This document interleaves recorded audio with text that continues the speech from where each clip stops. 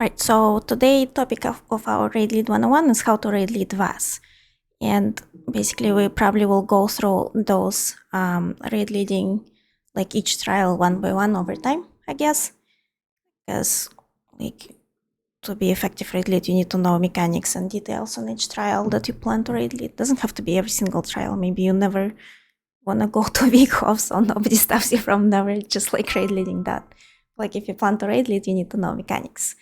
And vAS is my favorite trial, that's why we're starting with vAS. And if you have any questions as we go, please feel free to ask them. So to raid lead a trial effectively, it's not just enough to like get a roster together, know group composition, and then, you know, go into trial and code. Sometimes you need to understand what each role does in order to troubleshoot the issues during the run. And if you know those things, you will be able to adjust on the fly and figure out how to help people to get better and therefore clear. So I asked some people to share a POVs with me of they are mostly support POVs, and for the POVs I can give you later on links to very nice YouTube guides on how to do that. But like if you know what each support doing, DD is mostly just like kite and don't stand in stupid type situation, do damage to required targets. But you can see like how to maximize damage in those POVs. One of them will be Jerryberry's how to vAS, and another will be Olulu's how to vAS. Anyway, so let's start with the main tank. So this is Bitrock's POV. This is kind of hella short pull because that's his world record run, but like the important parts you will be able to see here. So obviously, if you wanna like help your team as main tank, you can like just pop rapids at the start and switch off of the rapids to your regular main tank preset, and that way people will get to the door faster, pull faster, and therefore get better score. And normally, if it's a run that is going for some sort of score or some sort of fast pull, the pull will be done immediately, like it happened here. And if it's not, if it's a training run, you can just like stand at the door and discuss with one another what's going on and pull later on. So let's look at how the most important like part of the main tank is pulling the boss correctly at the start, so he lands in predictable pattern. And let's go back and see how he does that. So let's see, it starts somewhere around here. So he pulls the boss somewhere around here, and let's put it into speed 0.5 slowly. So he pulls the boss, taunts him with his clench, and faces him away from the group, obviously, because you don't want them to get steamed, and then walks him just a little bit forward so that he starts jumping towards the back rather than towards the front. If you pull him where he is, he might jump the opposite direction and you will end up with the reverse vAS. So, and as you can see here, he stepped one step forward, you can do 2 steps to be safe, and he went to the back right of the arena. And that's what you want to do. That's what you want him to jump in this particular pattern every time in predictable way, because the group healer ability to heal both sides depend on it. And the boss needs to be landed slightly closer to, you see, the protector is exact center of that between exit and entrance. And he's, if you look at him from the main tank perspective, he's slightly to the left or closer to entrance. If he lands like this, but not too close to the entrance, then the next jump will also be correct, where he will see it in a second. So the kite is over and he'll start jumping, and he will jump again to the back right from the group healer POV, so back entrance, and that's what we want. If you notice that the second jump, the 75% jump, ends up not at the back entrance but at the back exit, and your group healer could die, and your group healer could actually notify you of this, that means the very initial pull at the very start was not done correctly. And I personally call this magic moves because I don't understand why that happens. And like a lot of main tanks don't even know that they're doing those things, and they're pulling boss in a certain way to ensure that landing correctly. Like some tanks don't know, they just do it and it works for them. Other tanks do it in a certain way and it doesn't work for them, and they have really hard time understanding why that happens. And that is just basically how you pull him at the start. Pull him so he walks towards you, you will be standing like kind of sort of next to the lamp at the exit side. Make him to go 1 step or 2 steps towards you, and make sure while he jumps to maintain taunt on the boss. And if you're maintaining taunt on the boss, he will basically jump consistently throughout. And if you fail that very first set of like motions or movements, I call them magic moves, then he might jump wrong at the 75% jump, and then he will end up too close to the exit, and your lane 8 will be cramped against the wall, and people will be complaining, and damage will be not as good because people are just literally not used to this type of pull. Another issues that tanks often face is that, as you can see, he just landed and turned towards the entrance. His face was towards the entrance. That happens if you either walk too close to him, so his hitbox is kind of weird, and he will, if you stand too far forward, he will think that you are on the other side of him and will turn around. So the simple way to solve this would be just to stand a little bit further back when he finishes his land. Here, since it's like a very sweaty pull and he's maintaining up times, he cannot afford to do that. So that's, and you can see here he stands kind of on the other side of the boss, kind of behind him. So there is highly likely that boss will land and turn around. But because the uptimes are more important, it might be like not a big deal for this particular team. But for like the teams that are playing safer, just like step a little bit. See, he turned. This is because during the jump, the positioning was a little bit off. So here they suck basically positioning for uptimes, but in safer groups, just play safer, stay a little bit further behind, and he will not turn like that. If he did turn like this, you need to stay on his left shoulder, so he turns around faster, like on his left shoulder. Otherwise, the main tank job is pretty simple. Just don't stand in his breath. Maintain your uptimes as appropriate. For kite, you can either kite in a small box, just like DDs do, if you are in rather squishy setup, or you can just stand in a certain safe spot between the. You see how they go out in certain pattern? You can find a safe spot where you only be eating one charge at a time while standing under him. And another trick that tanks also can do, main tanks, when they experience is cancel the charge.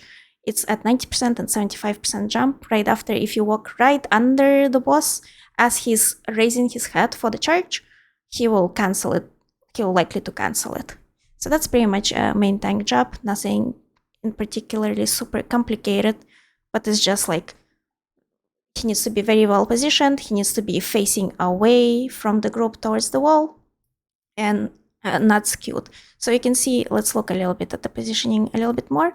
Another troubleshooting that you could do is if the boss is spitting the charges over his shoulder on exit or entrance, that means he's not facing. You see how he's a little bit slightly turned around? Here is basically the issue of him turning after the jump, so it's not the tank problem. The tank himself is standing exactly where he's supposed to be for the boss to look exactly at the tank hill side. But if tank is like dancing around and not paying attention to what's going on, the boss will be spitting charges like all over the place. And because his charges is 180 degrees around his face of his POV, so if you skew him just a little bit to the left or a little bit to the right, then the lane 8 or lane 1 will be in his line of sight, and he will spit charges at them. So if you see charges on entrance or exit, or DDs are complaining I get charged yet again, that means main tank is not positioning him exactly where, in a way where he's not looking at any of the DDs. Okay, so that's main tank. Anybody has any questions about main tank POV so far?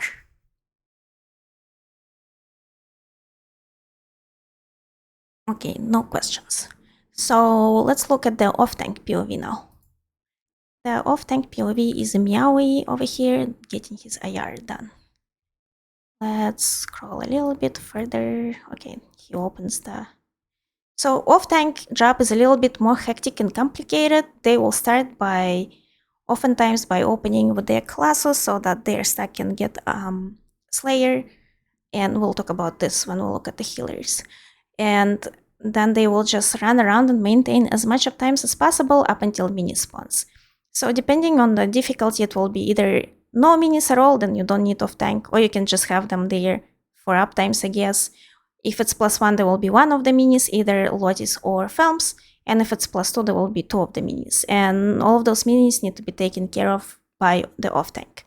So at the start, it's basically before 90 and after 90, it's kind of boring for them. So all they do is like run around, maintain uptimes, taunt the protectors maybe for the uptimes. And here, as you can see, Lotis just spawned. And let's go back and see what he did there. It's a very nice trick.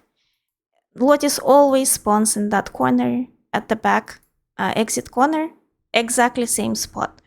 So he just literally stands there and taunts them with puncture immediately as he spawns, so he doesn't attack some random person with his bolt. I forgot what's the name of the bolt, but it's like a poison bolt. Hits pretty hard. If DD doesn't block it, they will probably die.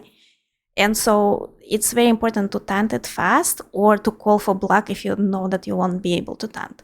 Why does he use puncture? Because the range taunt, all the range taunts are projectiles, and projectile has travel time. So if you stand away and range taunt it, by the time the projectile hit the boss and he got the taunt, like the taunt applied, he already managed to light attack somebody and kill somebody. That's why he's standing right here, waiting for the Lotis to spawn and taunting him. As soon as Lotis spawned and managed to light attack somebody, or heavy attack, I don't know what kind of attack it is actually. I think it's light attack. He will jump away. And as you can see over here, there's this hue, the green hue. That hue will go towards where Lotis is going. And he will go into one of the four positions. Back exit, back entrance, front exit, or front entrance. And so the hue will give you an idea, and hue produces the sound. As you can see, there's like a very clear path towards the front exit, and Lotis will appear there shortly. That is a very nice thing to know as an interrupter, because now you know where Lotis will appear, and he has this stupid habit of porting and starting to interrupt immediately. It's like the worst thing that keeps interrupters very annoyed usually, and in current meta it's off tank who interrupts. So it's easy to trace him if you pay attention to that hue. And as you can see, he appeared there. The taunt is still there because it's like 14 seconds or 12 seconds, however many, and he just stacks. So his job is, since Lotis is ranged, you need to outrange him and stack him at the base of the tail of the main boss, but not like in his hitbox, so you can still interrupt him with ranged abilities. And if you did manage to stack him very nicely, nice and tight in his hitbox like this, you have to come over and bash, because like your ranged projectiles will be hitting main boss instead, because his hitbox is bigger. And okay, let's pause here. Let's go back and see how he bashed it. So you come over, so Lotis is about to erupt, right? No, he's gonna do cone first. No erupt. You see how he came over and his camera is pointing down, and he just like bashed it manually. Because if he were to use the crushing shock, highly likely crushing shock would go on ohms, regardless of whether you have Lotis tab targeted. And another thing, because ohms hitbox is freaking huge and it hovers above the ground for whatever reason, the trick to more consistently to hit the minis would be just to look at their feet. And you can see he's doing it here. He's like pointing camera at Lotis' feet and bashing, and he can refresh the taunt that way. See, he just punctured, and puncture is 16 seconds now. So he retained taunt on Lotis. And now he turns his camera to the left, because that's where exit front, that's where Phelps always spawns at after 75% jump. It will be basically protector will spawn. By the time you finish that protector, Phelps usually spawns. So he will turn around and wait out, and Phelps will appear very shortly in his vicinity, and he'll be able to taunt him. See, right there. And so Phelps has the habit of like basically waking up and immediately going either after tank healer or after main tank. So it's kind of easy to find him. He'll be somewhere at the front. So if your team missed out that, he will be able to taunt Phelps that way. And he will continue basically interrupting Lotis and stacking him by outranging him, and then keeping taunt on Phelps. This is a very nice trick he did there as well. As you can see, he saw Phelps jump into the front, which happens once or twice depending on what your supports do, and he refreshed taunt right there and then and there on films. So he won't have to go all the way to the back to refresh tandem films. Look, he turns around, wrenched out quickly, and then returns back to paying attention to Lotus. And that's pretty much off-tank job. Run around, stack the minis, keep tant on them, and then maintain your PA and empower as much as you can while you stand in the center. And obviously, when you start comparing uptimes, keep in mind that if it's a mini skip and Lotus doesn't need to be stacked, off-tank has much more time to spend with the group, so uptimes will be better. And if he's stacking Lotus, then uptimes will be worse. So when you're comparing uptimes, keep that in mind as well. So don't roast your off-tanks for uptimes if you expect them to stack things. That's pretty much their job, and that's kind of, I feel like it's the most fun and the most complicated job in the trial because just so much positioning and running around and juggling the targets and interrupting and keeping targets stunted and stuff like that. But it's also very rewarding because it's like super satisfying when you do it well. And it feels like a train wreck when you do it not well. So that's the off-tank POV. Anybody has any questions? No questions. One of the things to look at, we have in raid lead materials somewhere down there pinned the diagram of how you stack Lotus and where exactly you go to outrange him from every position in order to stack him in the tail. But also you can just use common sense. If you see Lotus on the other side, and then Lotus is obstructed by Ohm's tail, then if you stand on that line, extend that line and stand on it, then he will probably stack in the tail. So all you need to do is to like outrange fast enough and then be patient enough so that Lotus actually comes in and stacks. And keep an eye on all the interrupt trackers. So if you need to interrupt, you can just run over very quickly, interrupt, and then go back into position, wait again. So one of the things that is super important for off-tank, obviously, is increased movement speed. So they like have to have like 3 Swift and celerity and stuff like that to move around very quickly, because otherwise they're just not fast enough to outrange Lotus. If they're not fast enough to outrange Lotus, he will go into a set of mechanics where he will not move and he will start channeling all sorts of annoying things, and he will be channeling, and it's just gonna be like, and by the time he finishes doing all of his mechanics, he will jump again. And if he understacks and jumps away, as you can see, there's like huge ass poison circle, right? It appears in the position where Lotus used to be and where he jumped away from. So if you understack him, he will be somewhere in the middle of the arena where DDs usually are, and he will leave that poison circle there. So there is nothing worse for DDs compared to having either poison circles or the MAME circles in the middle of the arena, because then they cannot kite, they run over one another, they kill one another, and it's just like pretty bad. What's up, Taf? What's up, Catalonia? So you don't want that. So like if you have to make a choice between like better stacking or better uptimes or like helping with interrupts, let's say your tank is not experienced and he needs help with interrupts, or he cannot stack efficiently, go for better stacking over rupting or uptimes, because like that's gonna be better for the entirety of the team. And even if you lose a little bit of damage on that, like you're gonna gain it back by just not having DDs kiting in weird places and trying to like navigate the minefield. Okay, any questions about OT job?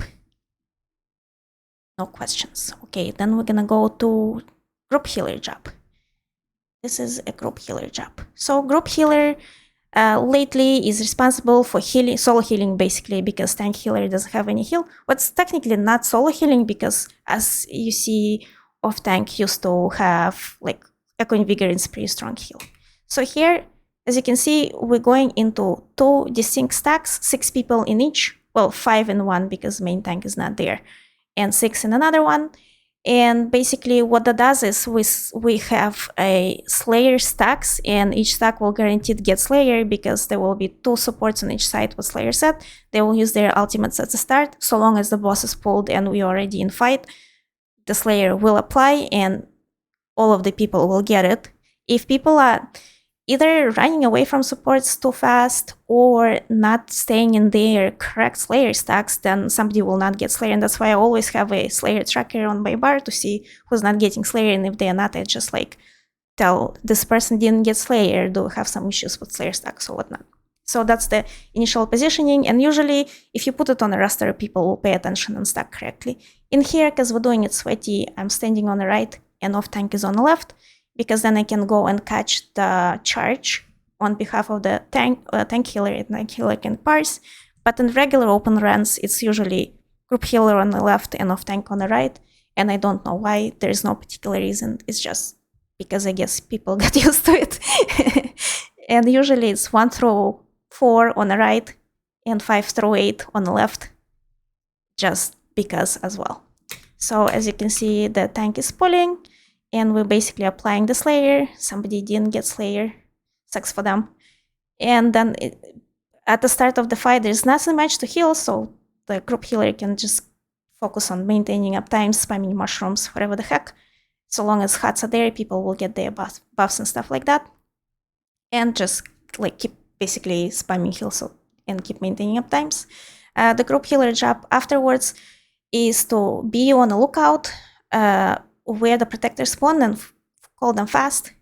In here, protector is on the exit, so everybody will go on the exit and they will have to maintain the HUDs just on the exit, because people should not be on the other side, and then radiating will hit the people who like to flock to the center and just run around after the boss. That's also legitimate things that DDs can do. Either way works. And after that, just basically they need to maintain HUDs spread around so that they have best coverage of the arena, or so that DDs can get their courage, because HUDs is not just healing, it's also courage uptimes.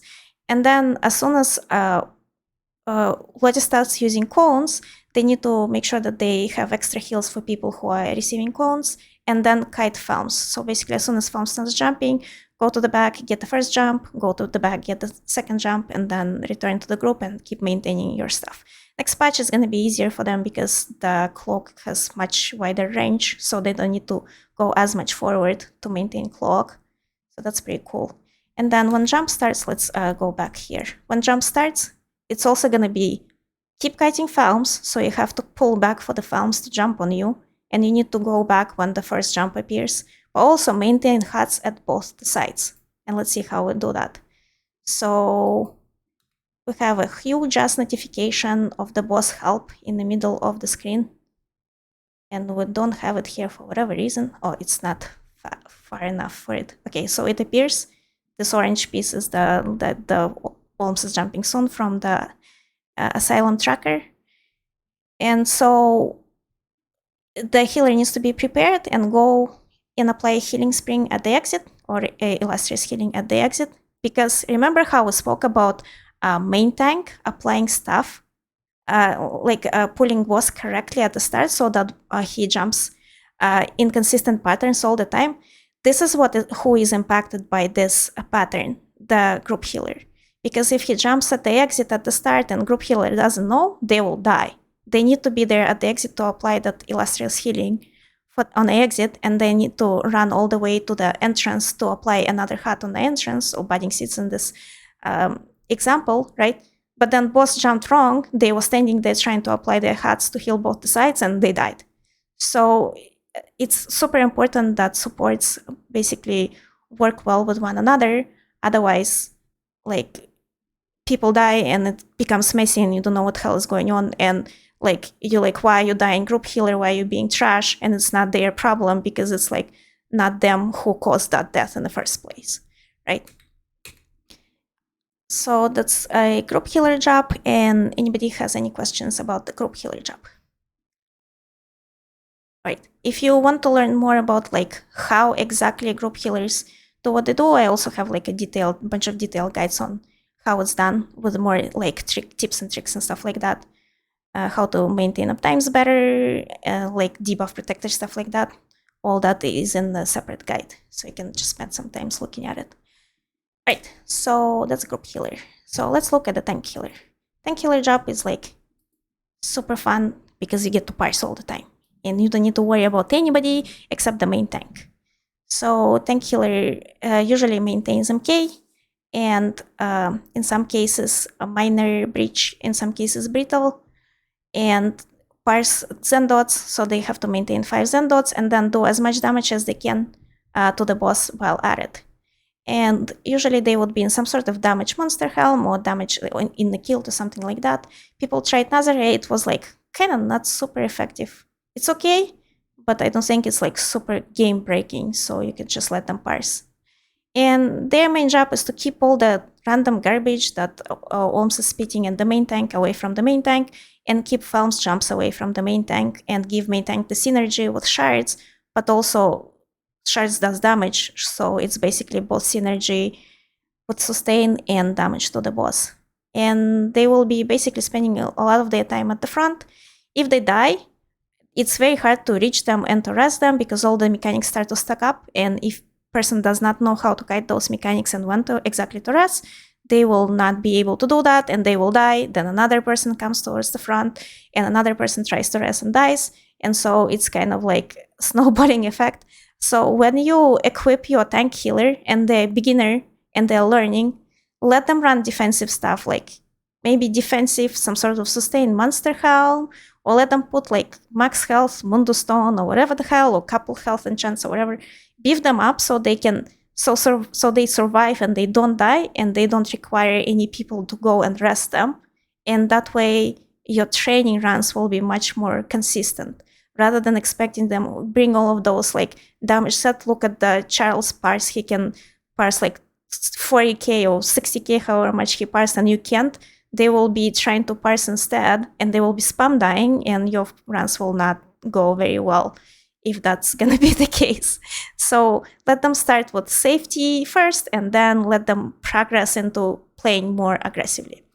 So a couple things that they do, they need to stack their, as you can see, the different AoEs. The charge came first, then Felm's jumps came after, and it's super important to stack them neatly, starting from the exit towards the entrance, and as close to one another as possible, so they leave some space, not just for themselves, but also remember the off-tank needs to outrange the mechanics and needs to go into all of those corners to stack Lotis.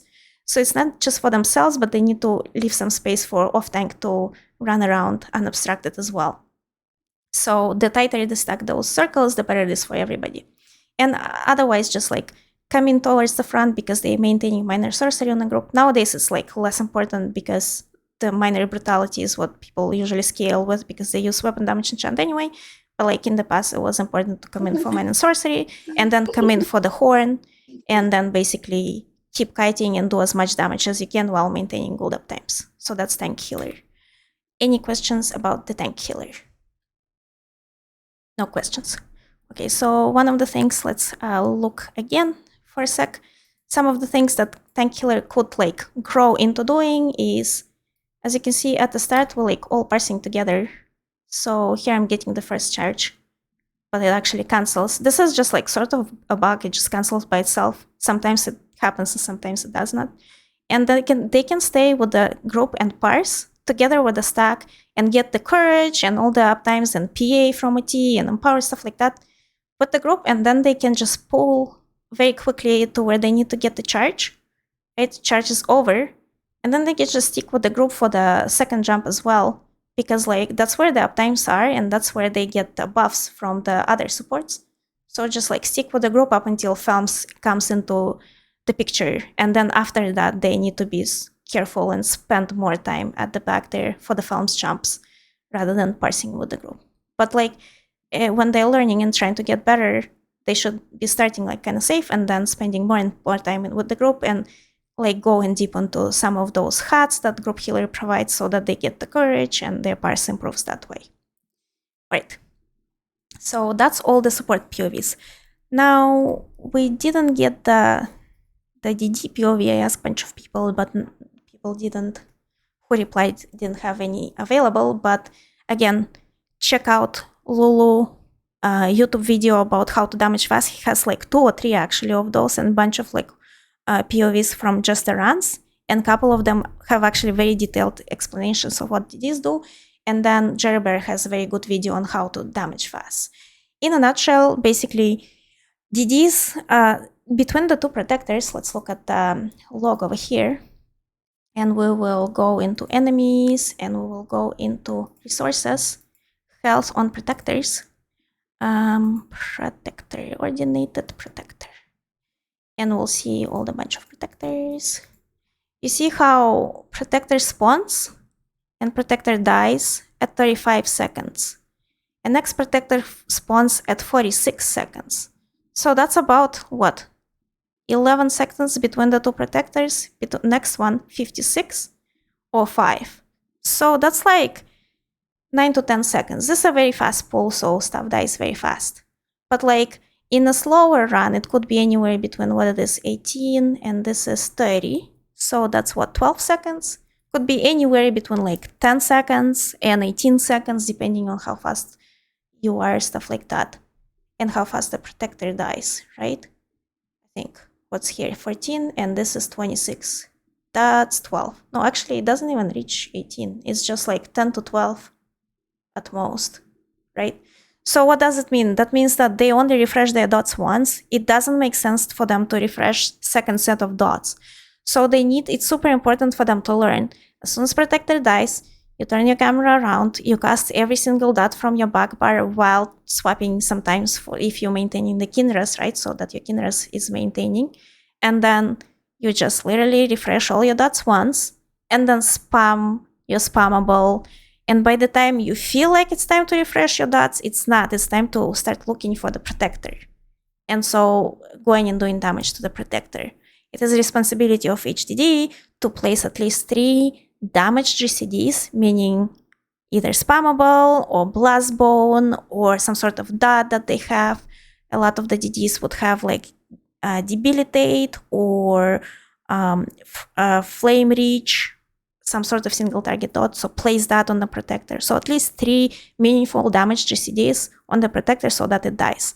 If somebody is placing less than 3 and pre-buffing to boost their single target person ohms, then other DDs are doing their job for them by having to use more damage GCDs on the protector, and overall fight time goes down. So your overall damage also goes down because the boss stays protected for longer anyway. So basically, really it's not like super beneficial for anybody to not kill protector fast because you're like extending the damage and therefore your single target goes down anyway. So basically, super important for them to refresh your dots once, do damage to protector, refresh your, to damage to ohms with single target abilities, then kill protector, again refresh dots once, and rinse repeat. It's pretty like monotonous actually process. And then you just every sometimes you kite and every sometimes you block the cones. So that's the for the DDs, and let's look at the replay how they kite. The beginner DDs will be like very. By the way, if this happens to your log, that means it's just like it was like zoomed out to the fullest, and you can find it by zooming in. So let's look at the kite lanes. The beginners DDs will be always kind of more stuck to their designated lanes because, well, it's just like safer for them, and it's hard to learn for them to like dynamically kite. But the better they get at vAS, the more dynamically they'll be kiting. So sometimes they will flock together here because if you follow the uptimes, like the big brain trick for the DDs is to mark the off tank somehow and just follow them because that's where the PA is and that's where Empower is. So they will be literally, as you can see, they just like run after him, just like ducklings after the duck. Look what they're doing. Like he's there and they are there. Well, here they're just following the boss. But like they try to be as close to them as they can. And then they just like all together go, right? And then this is probably lane 1. They will only peel to their lane when it's time to kite. So kite will start soon. You see they separated and they're expecting the kite and it's going to start soon. Otherwise, they will be just like flocking in the center, getting their uptimes. But if they are beginners, they will be more defined and more standing in their lane because it's just safer. You never know who kites how and who can kite over whom, and it's kind of hard to, when you don't have this feeling of the timers, to get into their positions. So you need to like this internal timer for the kite in order to pull this off. So if you begin just like as a lane 1 stick here, lane 2 stick here, and so on and so forth. And then you will learn to do it better. So that's the kiting. And in some cases, as you know, Lotis will do the cone, right? So he's basically doing the cone from, it's like his peripheral and it's like a narrow kind of cone. So if the worst cones that can happen to people are cones from the back, because as you can see, if he is stuck nicely, let's find the one where he's like, oh, that's good enough. Let's say he cones from here, right? Let's say he's cones on a person, and this is the cone, right? This person kites normally. This person, the lane 4, needs to just like go here a little bit so they can like cohabitat with the lane 5. Lane 3 is the one who's getting cone because they would be, this is the lane 3, right? And 1 and 2 are fine, right? What happens is if Lotis cones from the back, let's find where he jumps at the back and looks at somebody. That's not really back. Well, technically it is back. Wait, hello? Lotis, jump to the back. Oh, didn't spend any time at the back there. Oh, there it is. Okay, so now imagine Lotis cones from the back. The cone is like, it expands, right? So it's gonna cover this entire area. So lane 8, nowhere to go. 7, nowhere to go. 6, nowhere to go. And only lane 5 and people here can go somewhere. And here, like, all the lanes are just like literally covered with the cone, nowhere to go for them.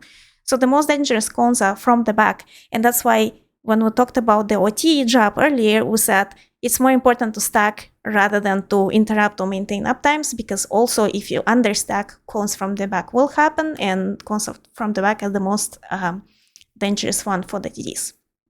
And during the cone, if there is a cone and the kite, what happens is you say, as a raid lead, you say, give them space so that the rest of the people don't try to kite over the person who is cones, because they're already limited in where they can go. They need to kite along the cone, right?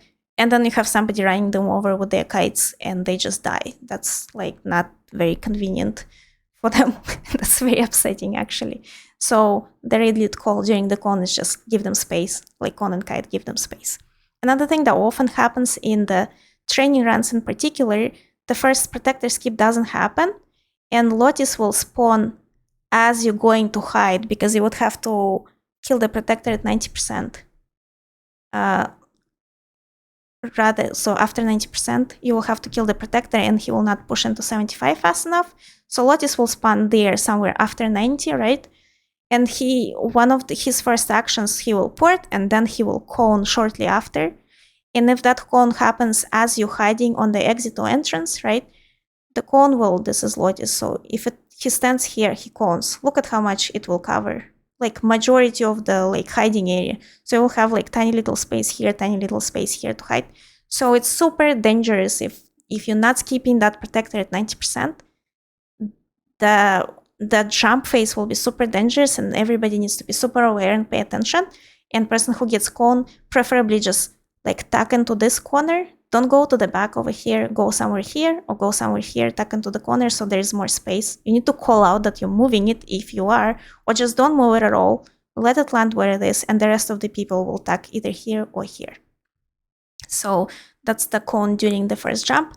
And another important part to know as a DD is when Phelps is starting to jump. Where's the Phelps? Oh, there's the Phelps, okay. So let's look at the geometry for the Phelps. He needs, so this is the group healer. Here we're expecting the jump. So he was somewhere at the center. So he started somewhere in the center. Usually he'll be closer to here. So let's do some maths. He jumps to the first person from the group. So he needs to jump for the first time, preferably here, right? So this person needs to be this much far away to change this person. This is tank healer, this is group healer, obviously.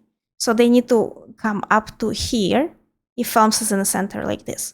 If Phelps is in the front like this, then they can come somewhere here and that's going to be fine. Phelps also has like a range, limit to the range. So if this person gets first jump here and this person is all the way here, this person will be out of range. So he will pick whom? Either a person who is here, or if anybody is in here. So this is like huge ass circle like this, right? If anybody is in here or in this corner tucked in, Phelps will jump there as well. Because like this is as far away as this vector over here, right? So he will pick those people instead. So it's ideal that you keep Phelps further front prior to the jumps, then get first jump somewhere around here or somewhere around here, preferably closer to the center, because you don't know where this person will go, either here or here. Because if you get it somewhere here and this person is here as well, this vector is this much and somebody is like sitting here for no reason. You see, there is a chance that he will actually jump on the group. And that often happens when you get during the jumps, people are hiding here. They go too far towards the wall, even though they don't need to. And then this person gets the jump here, and boom, this person got sat on instead of tank healer getting the jump. So super important, don't be in those corners. Don't be in those corners because the thumb's geometry will be fucked up and you'll get the jump and that's going to be on you. So let's see how jumps is happening. You see he jumped first towards the front, even though group healer was technically where they're supposed to be, but because he started from the wrong position, he didn't jump. Once at the back, he jumped, and then the tank healer died there. So basically, they weren't able to survive either. So he would jump twice the front. So ideally, you want him closer to the front so that he jumps correctly. Let's find another jump where he actually doesn't jump like an idiot. So if he starts from here, the next jump will be much more controlled. The moment he got, yeah, so see, he jumps to the back, then he'll go to the front and then go to the back again and return to the stack. So basically, it's safer to bring thumbs a little bit further front.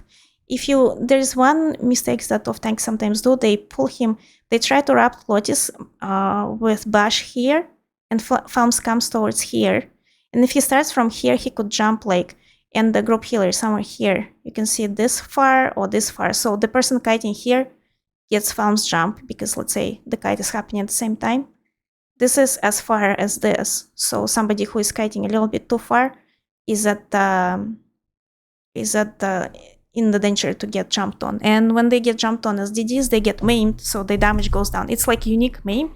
I think it's 40% damage reduction or something like that. So it's like a huge, it's not just like 10% or 5%, not minor or major. It's like huge reduction to their damage. So they definitely don't want to be hit by thumbs. Okay, any questions about the DD role and positioning? No questions. You still need that video? Well, now it's a little bit too late.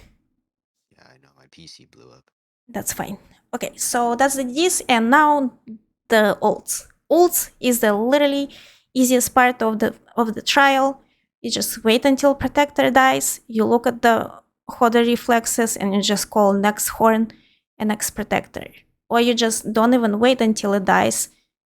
Protector spawns, count to 2 in your mind and say after protector dies and read next 2 names from your hodder reflexes. One from the horn column and one from classes column. And that's pretty much ults in vAS. If you're not using ulti potions, there will be, in some situations, next horn or call will not be available because people are not generating ults enough to cover it with 3 horn and colo. That's fine, just skip and call it after next protector dies. That's pretty much it. Sometimes you can make a decision as a raid lead. Maybe you want to call more ults at the start. Let's say call second horn, call first horn at 100% and second horn while he's jumping at 90% and utilize another classes while he's jumping. That way you will more likely to push for the protector skip. If you're not going for sweaty protector skip and you don't have damage for that, then just you don't even need to call ults there. You can just call wait till protector spawns, call the ults after that protector. So that's ults. And now how to call for minis focus. Assuming you're killing the minis will enrage. I think they will spawn and then 3 minutes in, they will enrage. When they enrage, they kill people very fast. So in order for them not to enrage, you need to call focus on the minis in advance before they enrage. And depending on the group damage, that would be anywhere between 30 seconds before enrage if you have crack damage, or 40 seconds before enrage for average damage, or 1 minute before enrage for low damage groups. And sometimes you just call like continual focus. You put like interrupter. Let's say you have DD interrupter, they will constantly parse on Lotus so he dies, and then the rest of the people will just stop target the films continually so that he dies as well, assuming you're lacking the damage for some reason. So you could do that as well. And in some cases, you can call focus films while not calling focus lotis, and that you will do if your off tank is very, very good at stacking, and lotis often stacks in bosses in Olm's butt. He will just cleave by himself to the dots because he doesn't jump as often as films, and he spends more time in standing in one position. So in some cases you can say, well, let's not focus lotis, let's just focus films, and lotis will cleave by himself. Or in some cases you can say, let's focus films, cleave lotis, and then you say, oh, lotis is about to enrage in like 20 seconds and he's in execute 5% health left. So you can say like 2 blades, execute lotis, and the rest of you keep focusing films. In current meta, the damage is at the point where you don't really you usually get those 4 or 5 minutes pulls, even if it's a pug oftentimes. And in those 4 or 5 minutes pulls, it's not feasible to wait until the enrage timer, right? Because they will enrage and execute, and you don't want to layer on mechanics of execute with focusing the mini. So what you can do is you can call focus lotis, assuming he doesn't die by himself because he's stacked well. Focus lotis at about, let's say, 50% of both health, and then call focus films at about 40 to 35% of Olm's health. So by the time you push into, with regular protector focus, so by the time you push into execute, both the minis already died and they are not due to enrage anytime soon, so you can do execute smoothly without any problems.